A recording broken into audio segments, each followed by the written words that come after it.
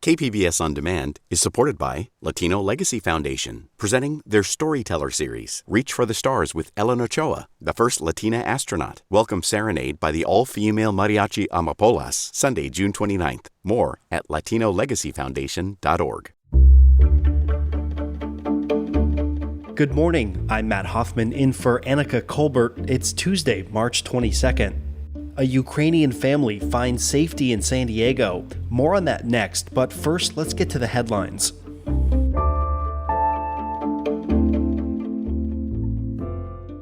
San Diego County will have a new interim sheriff after today. The Board of Supervisors is meeting to pick who will temporarily fill the vacancy left by former Sheriff Bill Gore. Two former deputies and the current assistant sheriff are all contending for the job. Whoever gets it will run the department until a new sheriff is chosen by voters in the upcoming primary election. The city of San Diego is approving hundreds of requests for COVID-19 vaccine exemptions. The city made vaccinations a condition of employment last year, and 90% of staff have since gotten it done. Monday, the city announced that it is in the process of granting 790 religious and medical exemptions. Those with exemptions will have to be regularly tested for COVID-19. Just over 24 requests were denied. There are some city employees who are facing termination for not complying with the vaccination requirement. High temperatures are expected today through Thursday. That's a quick turnaround from rain that we had over the weekend. Forecasters say temperatures should be 10 to 15 degrees above seasonal norms, and that's for the coastal and many inland locations. The combination of enhanced offshore winds and the very warm temperatures could lead to elevated fire conditions. From KPBS, you're listening to San Diego News Now. Stay with me for more of the local news that you need.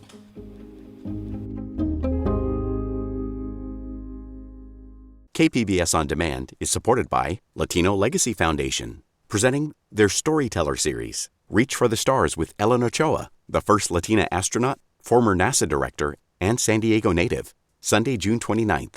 More at latinolegacyfoundation.org.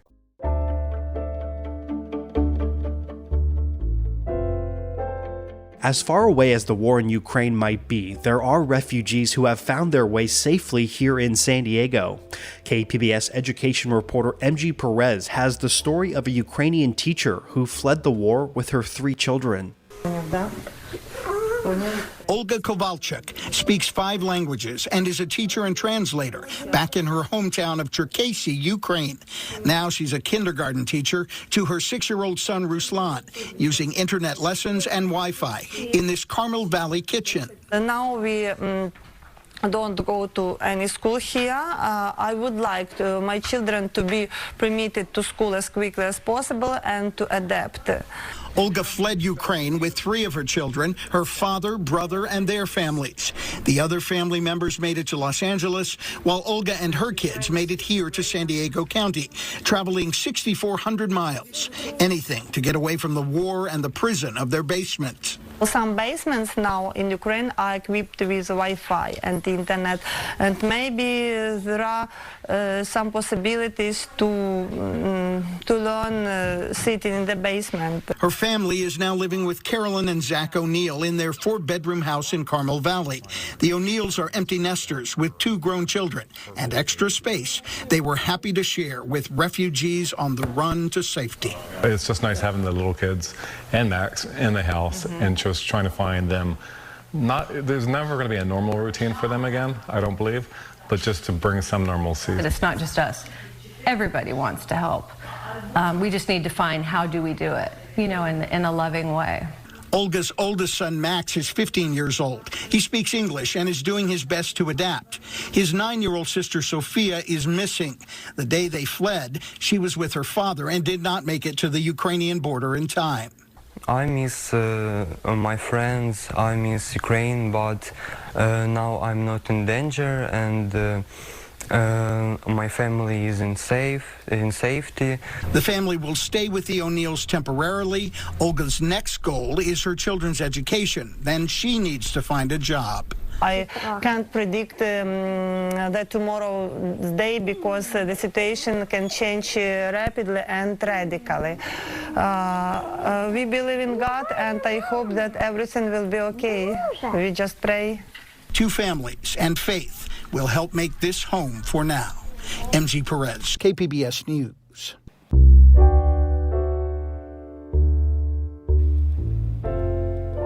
It's been 2 years since Title 42 was implemented. It's a controversial Trump-era policy that blocks asylum at the border. KPBS border reporter Gustavo Solis says activists in San Diego and Tijuana are calling for it to be revoked. End Title 42! End Title 42! Title 42 was first implemented by the Trump administration in March 2020. It allows officials to use the pandemic as a justification for turning away asylum seekers at the southern border. But most of the pandemic restrictions along the border have now been lifted. Activists are calling for an end to Title 42, which has kept thousands of vulnerable migrants from getting a fair hearing for their asylum cases. Lindsay Kozlowski is the executive director of the Immigrant Defenders Law Center. Today, the U.S. government continues to unlawfully expel individuals and families with absolutely no due process. More recently, border officials have exempted Ukrainian war refugees from Title 42. Kozlowski says migrants from Central America and the Caribbean deserve that same exemption. But I think we know that there has been a systematic blocking of black and brown asylum seekers at the border, and that is the root of Title 42. Lillian Serrano is the co-chair of the Southern Border Communities Coalition. She says Title 42 perpetuates stereotypes that certain immigrants are a public health threat. More than a year of the now Biden-Harris administration, we continue to see this racist notion that black and brown immigrants, asylum seekers, are bringing disease across the border. Serrano is among the many who say the continuation of Title 42 is an example of the Biden administration failing to fulfill a campaign promise to make our immigration system more humane. All of us remember that's part of his campaign promise of the Biden and Harris administration was to restore asylum, to bring back humanity and dignity into our immigration system. We don't see that. Gustavo Solis, KPBS News. Union grocery workers have begun voting on whether to authorize a strike against Ralph's, Vons, and Albertsons. The companies are offering a pay increase of 60 cents an hour each year over the next 3 years. Workers say the proposal is an insult considering what they have faced over the last 2 years. Todd Walters is the president of the United Food and Commercial Workers Union, Local 135. These employers, Ralph's, Vons, Albertsons, have made millions of dollars off the pandemic, and it's time to share with the workers. Walters says with minimum wage increases, some workers with 10 to 20 years of experience are making as little as $2 an hour more compared to new employees. The strike authorization vote continues here in San Diego through tomorrow. Voting continues in other Southern California cities through this weekend. Coming up, what does the new normal mean when it comes to our jobs? More on how the pandemic has impacted the workplace just after the break. KPBS On Demand is supported by Latino Legacy Foundation, presenting their Storyteller series, Reach for the Stars with Ellen Ochoa, the first Latina astronaut. Welcome Serenade by the all-female mariachi Amapolas, Sunday, June 29th. More at latinolegacyfoundation.org.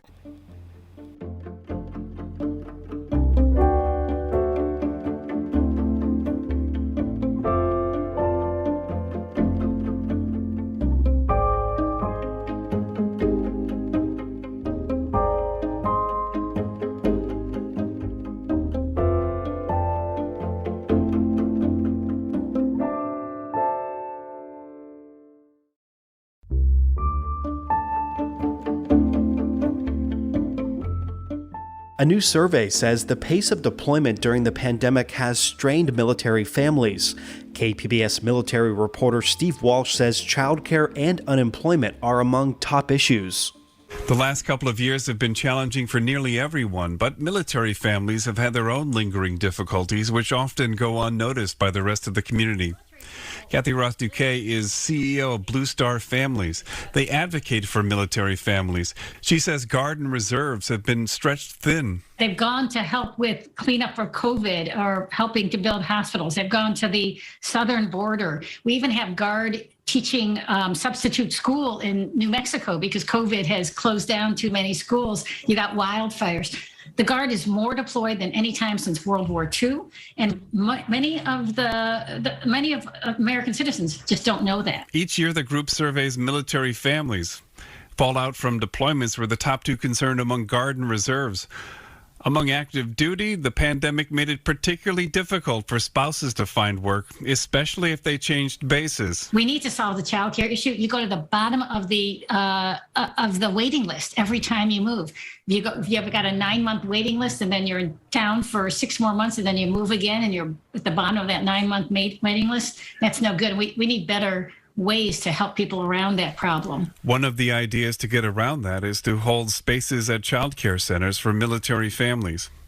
And sailors, soldiers, and Marines are still required to move, despite challenges in the economy. The financial trends have gotten much worse, and a lot of that is because of COVID. COVID has been a real financial harm to military families. That and the fact that inflation and housing is going up. So when you're forced to move, as you are with the military, into higher and higher placed areas where there may not be housing stock because we stopped building houses during the pandemic, we have military families living in RVs and pop-up trailers. Even so, the Blue Star survey suggests job satisfaction remains high among troops and their families. Steve Walsh, KPBS News.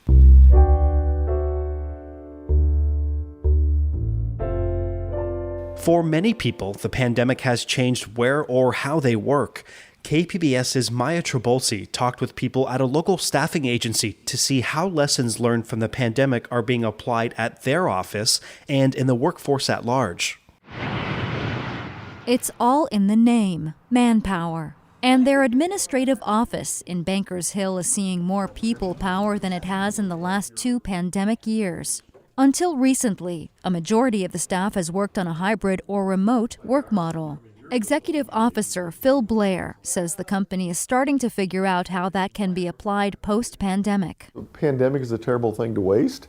There's some good things that have come out of it, that we can work remote 2 or 3 days a week, that we can have flexible schedules. It's not 8 to 5. Author of Job 1 and a bi-weekly column for the San Diego Union Tribune, Blair writes about workforce trends and corporate culture. He says since we're in a candidate's market, it would behoove a company to strike a reasonable balance for its employees. I think any company that says every employee has to be in here 8 to 5, Monday to Friday, is going to have a very difficult time keeping their employees and attracting new ones, because we've seen the other side of the fence. For manpower staffing, Blair says he doesn't want to offer a cookie-cutter approach, instead choosing to be flexible to individual needs as well as the needs of the company.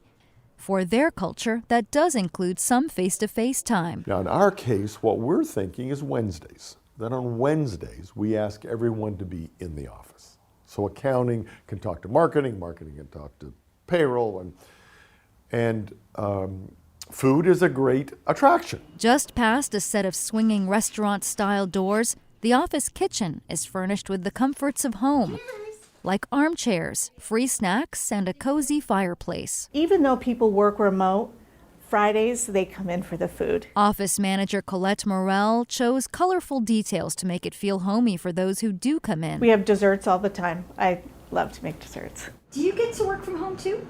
No, I don't. Do you wish that you did? Sometimes. Morell also manages the building, which means her job requires her to be on site. I was here every day during COVID, so I have never worked from home. She says being one of the very few employees in the office meant fewer interruptions and more productivity. AR specialist Joanna Walls says fewer interruptions is why she prefers working away from the office. If you had to choose between working at home and working in an office permanently, what would you choose? This is her second day at Manpower. Her last job required her to work from home full-time. At Manpower, she'll be driving in from Oceanside 2 days per week, which she thinks strikes a good balance, especially considering drive time and the price of gas. She says preparing for work and commuting both ways can take 4 hours per day, on top of her regular 8 hours of work. If the company is supporting that, and then it also saves cost as well for them and for you, I think it's a win-win. I want you in every day. Well, boss, why? Well, that's how I've done it for 20 or 30 years. When employees are asked to come in, Phil Blair says there needs to be a reason for it, and not just because that's the way things were done pre-pandemic. And then use that time together productively. Everybody goes into their cubicle, closes the door, comes out at 5 or 5:30. That's not a reason. And finding a balance between nurturing the corporate culture and maintaining work-life balance could be delicate, but something Blair says is worth exploring. Are they doing a good job? Are they doing the work? Is there good communications? Okay, take a breath and try it. Or you're going to lose that employee because they will find an opportunity of a company that will do it. In a job market that boasts more jobs than workers, the choice between prioritizing career over family has become a less necessary one. And in this market, eyes wide open, there's lots of opportunities for good people to go somewhere else. Maya Trabulsi, KPBS News. Coming up, San Diego Rep is hosting its second annual Black Voices reading series. It's serving up 4 new plays. More on that just after the break.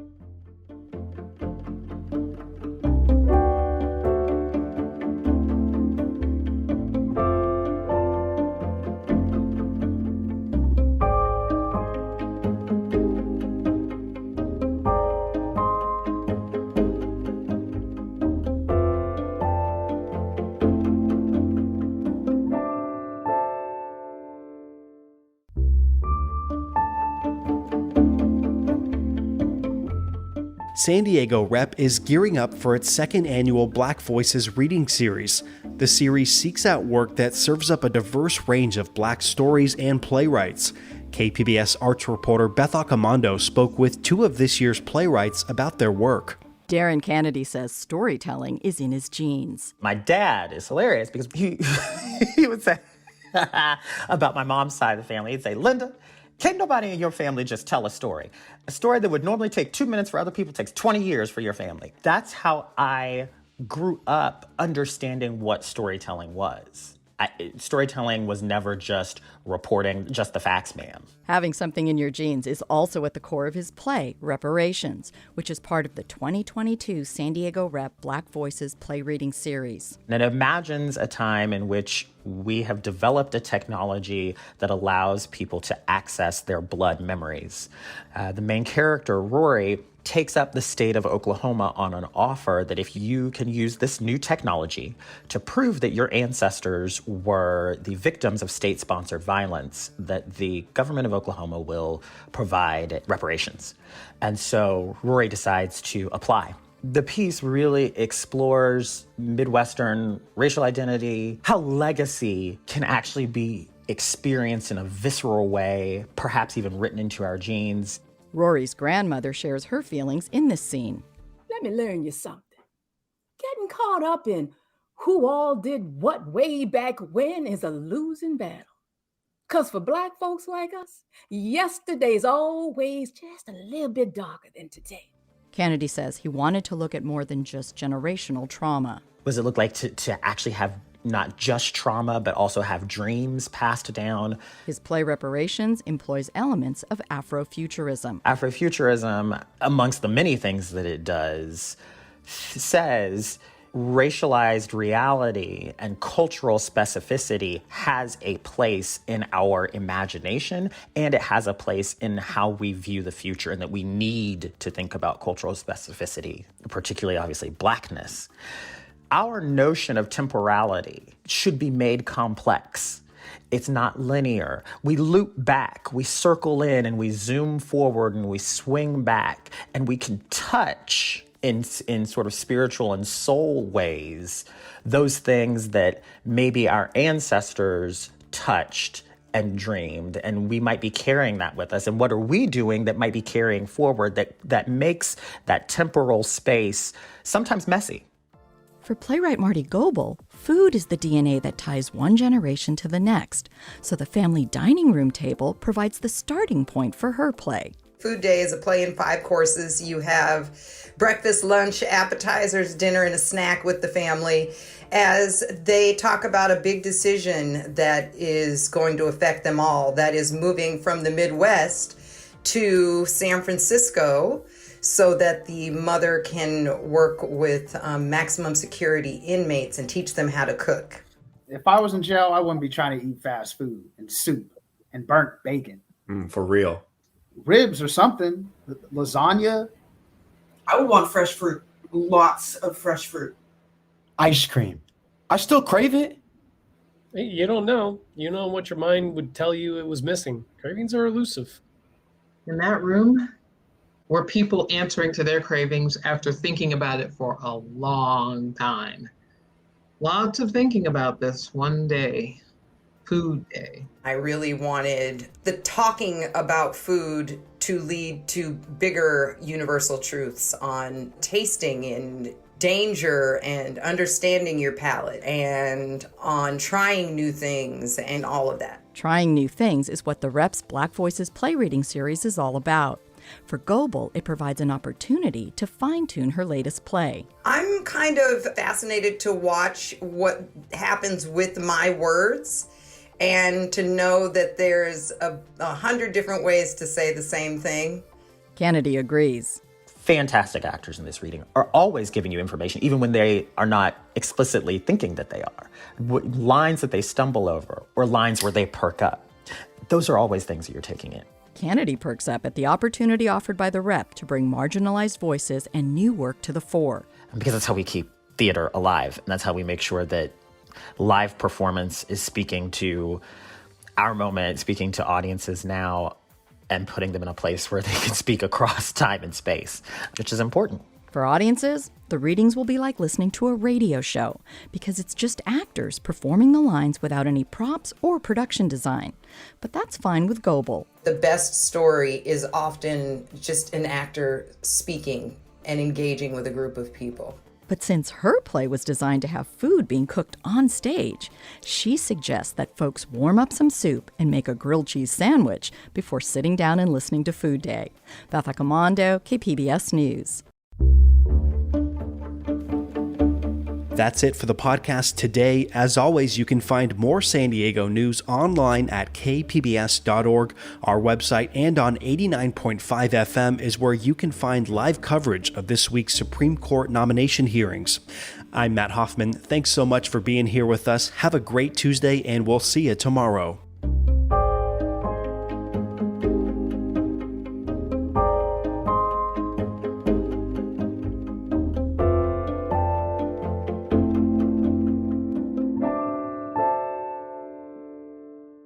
KPBS On Demand is supported by Latino Legacy Foundation, presenting their Storyteller series, Reach for the Stars with Ellen Ochoa, the first Latina astronaut. Welcome Serenade by the all-female mariachi Amapolas, Sunday, June 29th. More at LatinoLegacyFoundation.org.